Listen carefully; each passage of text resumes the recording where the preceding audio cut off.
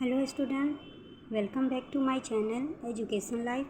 तो आज हम इस वीडियो में विंग्स के बारे में जानेंगे, विंग्स ऑफ बर्ड्स। तो देर न करते हुए चलिए स्टार्ट करें। In place of hand birds have wings. जहाँ हमारे हाथ होते हैं वहाँ पे चिड़ियों के विंग्स होते हैं, पंख होते हैं। Birds flapping their wings for flying.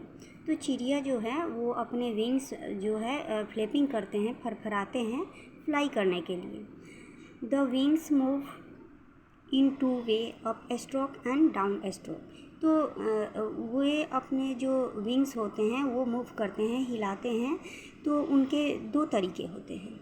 Birds have tails which they use for changing their direction while flying.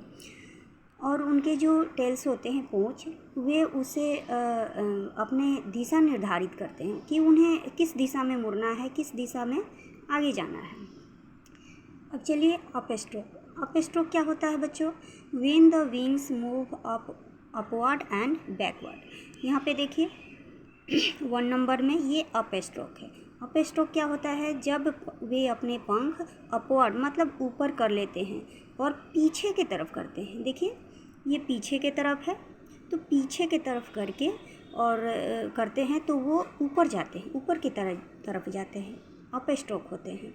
और डाउन स्ट्रोक होते हैं when the wings move downward and forward. मतलब जब वो अपने पंख डाउन में कर लेते हैं, नीचे करते हैं और आगे की तरफ करते हैं। यहाँ देखिए 6 नंबर में क्या है? आगे है। तो ये ऐसे करते हैं तो वो नीचे आते हैं, तो इसीलिए इसे डाउन स्ट्रोक कहते हैं। तो बच्चों आज इस वीडियो में इतना ही। अगले वीडियो में हम बिक्स के बारे में जानेंगे, बर्ड्स के बिक्स के बारे में, जिसे हिंदी में चोंच कहते हैं।